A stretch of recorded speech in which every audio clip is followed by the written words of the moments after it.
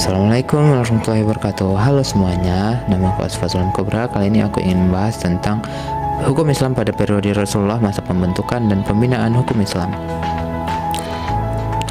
Hukum Islam merupakan salah satu aspek penting dalam ajaran Islam yang mengatur berbagai aspek kehidupan umat manusia, baik dalam hubungan dengan Allah yaitu hablum minallah maupun dengan sesama manusia yaitu hablum minannas. Dalam sejarah perkembangan hukum Islam, periode Rasulullah Shallallahu Alaihi Wasallam merupakan fase awal yang sangat fundamental. Pada masa inilah dasar-dasar hukum Islam mulai dibentuk dan dipraktikkan secara langsung oleh Rasulullah sebagai pembawa wahyu sekaligus pemimpin umat. Kajian terhadap hukum Islam pada periode ini menjadi penting untuk memahami landasan normatif dan historis dari sistem hukum Islam yang berkembang hingga saat ini. Kita lanjut. Zaman pra-Islam. Bangsa Arab pra-Islam biasanya disebut Arab Jahiliyah. Bangsa ini belum mengenal peradaban sama sekali, bodoh dan tidak mengenal aksara. Namun, bukan berarti tidak seorang pun dari penduduk masyarakat Arab yang tidak mampu membaca dan menulis. Karena beberapa orang sahabat Nabi diketahui sudah mampu membaca dan menulis sebelum mereka masuk Islam. Sejarah asal-muasalnya masyarakat keturunan Arab terbagi menjadi dua golongan besar. Yang pertama berasal dari keturunan Khoton, yaitu golongan Khotoniun yang berada di wilayah bagian selatan. Yang kedua dari golongan Ismail bin Ibrahim, yaitu golongan Adnaniun yang berada di wilayah bagian utara.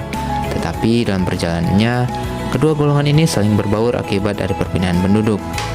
Jauh sebelum kedatangan Islam, Jazirah Arab bagian utara telah ditemukan tradisi baca tulis. Tradisi tulis menulis di Jazirah Arab terus berlanjut sampai datangnya Islam. Orang-orang Arab sebelum Islam memang telah mengenal tradisi yang menyerupai bentuk sejarah lisan. Itulah yang disebut dengan hari-hari penting seperti Al-Ayam dan silsilah Al-Ansab pada masa Arab pra-Islam. Al-Ayam adalah peristiwa peperangan antar kabilah di Arab. Di lingkungan kabilah Arab Jahiliyah sering terjadinya perang antara kabilah atau suku, baik disebabkan perselisihan untuk memilih pemimpin, perebutan sumber air, dan perebutan padang rumput untuk pengembalaan binatang ternak. Adapun dari Al-Ayam Al-Arab ini adalah peperangan dan kemenangan-kemenangan untuk tujuan membanggakan diri terhadap kabilah-kabilah yang lain. Informasi ini diabadikan dalam bentuk syair-syair maupun prosa-prosa yang diselingi syair-syair. Syair inilah yang kemudian melestarikan perpindahan dan mendesimasikan berita tersebut. Al-Ansab adalah bentuk tradisi pra-Islam yang mengandung banyak sejarah yang artinya silsilah. Sejak masa jahiliyah, orang-orang Arab sangat memperhatikan dan memelihara pengetahuan nasab loh. Ketika itu, pengetahuan tentang nasab merupakan salah satu cabang yang dianggap penting. Setiap kabilah menghafal silsilahnya. Semua anggota keluarganya menghafal agar tetap murni dan silsilah itu dibanggakan terhadap kabilah lain. Kita masuk ke periode Mekah. Periode ini terhitung sejak diangkatnya baginda Rasulullah SAW sebagai Rasul sampai sebelum beliau hijrah ke Madinah. Periode ini berlangsung selama 13 tahun. Perundang-undangan hukum Islam pada periode ini lebih fokus pada upaya mempersiapkan masyarakat agar dapat menerima hukum-hukum agama, membersihkan akidah dari menyembah berhala kepada menyembah Allah, selain menanamkan akhlak-akhlak mulia agar memudahkan jiwa untuk dapat menerima segala bentuk pelaksanaan syariat. Wahyu pada periode ini turun untuk memberikan petunjuk dan arahan kepada manusia kepada dua perkara utama. Yang pertama yaitu mengokohkan akidah yang benar dalam jiwa atas dasar keimanan kepada Allah Subhanahu wa taala dan bukan untuk yang lain. Beriman kepada malaikat, kitab-kitab, rasul-rasul dan hari akhir. Semua ini bersumber dari Al-Qur'an yang kemudian dijelaskan dalam beberapa hadis. Yang kedua, membentuk akhlak agar manusia memiliki sifat yang mulia dan menjauhkan sifat-sifat tercela. Al-Quran memerintahkan mereka agar berkata jujur, menjadi orang yang amanah, menepati janji, dan menjadi orang yang adil, saling tolong-menolong sesama, dasar kebaikan, memuliakan tetangga, mengasihi si fakir dan miskin, dan menolong yang lemah dan terzolimi. Kita masuk pada periode Madinah. Periode ini berlangsung sejak hijrah Rasulullah SAW dari Mekah hingga beliau wafat. Lebih kurangnya periode ini berjalan selama 10 tahun. Perundang-undangan hukum Islam pada periode ini menitik beratkan pada aspek hukum-hukum praktikal dan dakwah Islamiyah. Pada fase ini membahas tentang akidah dan akhlak. Oleh sebab itu, perlu adanya perundang-undangan yang mengatur tentang kondisi masyarakat dari setiap aspek. Satu persatu ia turun sebagai jawaban terhadap semua permasalahan, kesempatan, dan perkembangan. Selain akidah dan akhlak, aspek lain seperti ibadah, muamalah, jinayah, hudud, warisan, wasiat, pernikahan, dan talak semuanya turun pada fase ini pada Rasulullah Shallallahu Alaihi Wasallam dari sisi Allah. Nah, Al-Quran sebagai sumber hukum. Al-Quran dijadikan sumber hukum Islam mengindikasikan bahwa agama Islam menghendaki agar sifat-sifat yang termaktub dalam ajaran dan ketentuan yang mengatur perilaku manusia dalam Al-Quran ditetapkan dalam waktu dan kondisi yang tepat. Misalnya, dikehendaki keutamaan sifat maaf, tetapi juga di waktu tertentu dikehendaki pula ketentuan hukum dilaksanakan dengan tegas. Sifat memberi maaf tidak menggampangkan tindak kejahatan mudah dilakukan, tetapi menghendaki manusia agar bersifat jujur dan berani menerangkan yang benar. Al-Quran menghendaki manusia agar selalu berbuat baik, sekalipun terhadap orang yang pernah berbuat jahat kepadanya.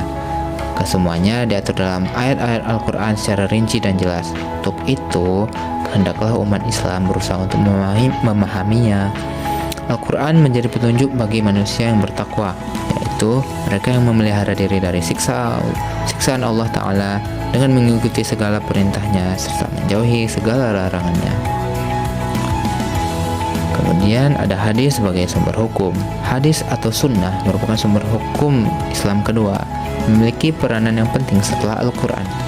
Hadis merinci keumuman paparan ayat-ayat Al-Quran karena Al-Quran sebagai kitab suci dan pedoman hidup umat Islam diturunkan pada umumnya dalam kata-kata yang perlu dirincikan, dijelaskan lebih lanjut agar dapat dipahami dan diamalkan. Hadis juga berfungsi antara lain menjadi penjelas terhadap ayat-ayat Al-Quran yang belum jelas atau menjadi penentu hukum yang tidak ada dalam Al-Quran.